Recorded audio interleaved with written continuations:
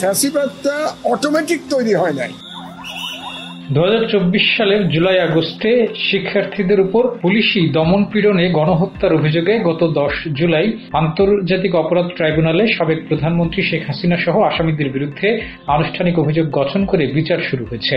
এ মামলায় জবানবন্দি দিতে গিয়ে আমার দেশ পত্রিকার সম্পাদক মাহমুদুর রহমান বলেছেন, বাংলাদেশের সাবেক প্রধানমন্ত্রী শেখ হাসিনা বিরোধী পক্ষকে ফ্যাসিবাদী অ্যাডলফ হিটলারের মতো দমন করতেন।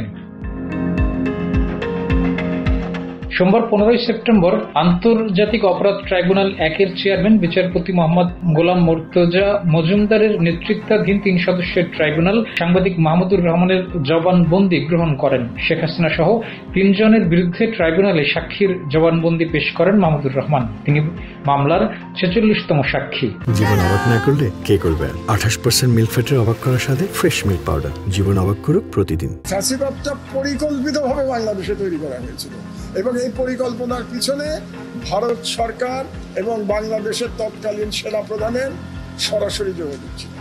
ট্রাইব্যুনালে মাহমুদুর রহমান বলেন, হিটলারের জার্মানিতে প্রথমে কমিউনিস্ট, পরে ইহুদিদের গণশত্রু আখ্যায়িত করে তাদের জাতিগতভাবে নিধনের প্রেক্ষাপট তৈরি করা হয়েছিল।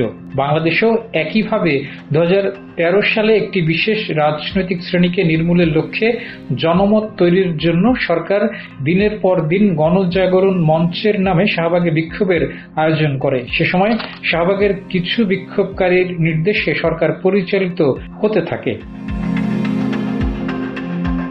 তিনি বলেন, শেখ হাসিনা পারিবারিকভাবে সেনা বিদ্বেষী ছিলেন। তিনি এবং তার পিতা শেখ মুজিবুর রহমান দুজনেই সেনা বিদ্বেষী ছিলেন।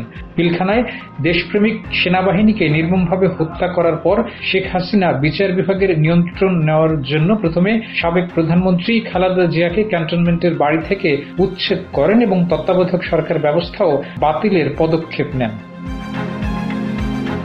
ডেস্ক রিপোর্ট, জয় জয় দিন।